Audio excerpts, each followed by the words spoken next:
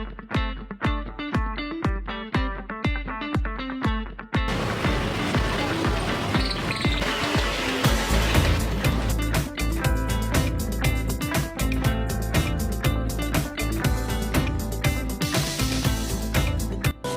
my God! Wow!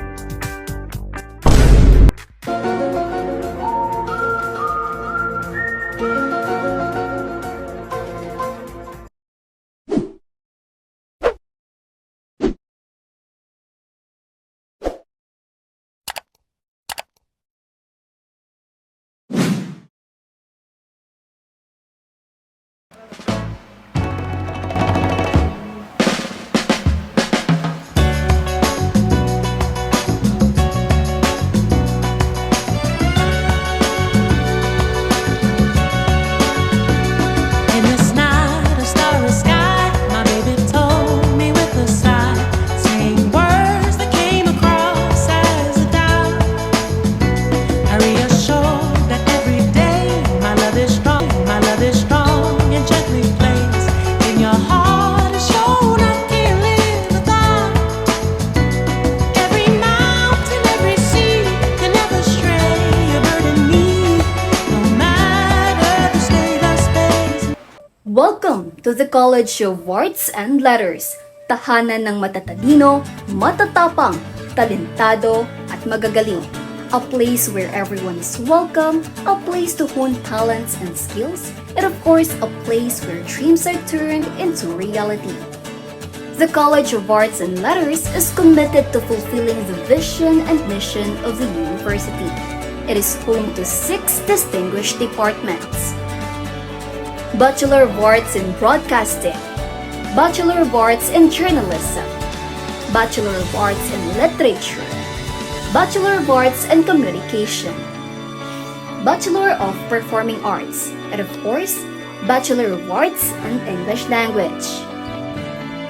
With a diverse range of programs tailored to each student's passion and expertise, the College of Arts and Letters is dedicated to providing state-of-the-art facilities and high-quality education, preparing students to meet real-world challenges with confidence.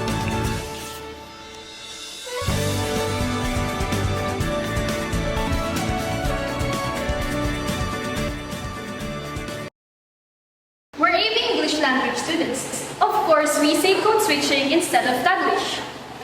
We're English language students. Of course, we cry over syntax and morphological trees.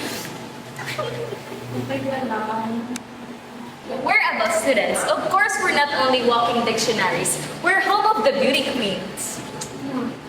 We're English language students. Of course, we're conscious of our grammar. Check ko nga yung copy sa ID.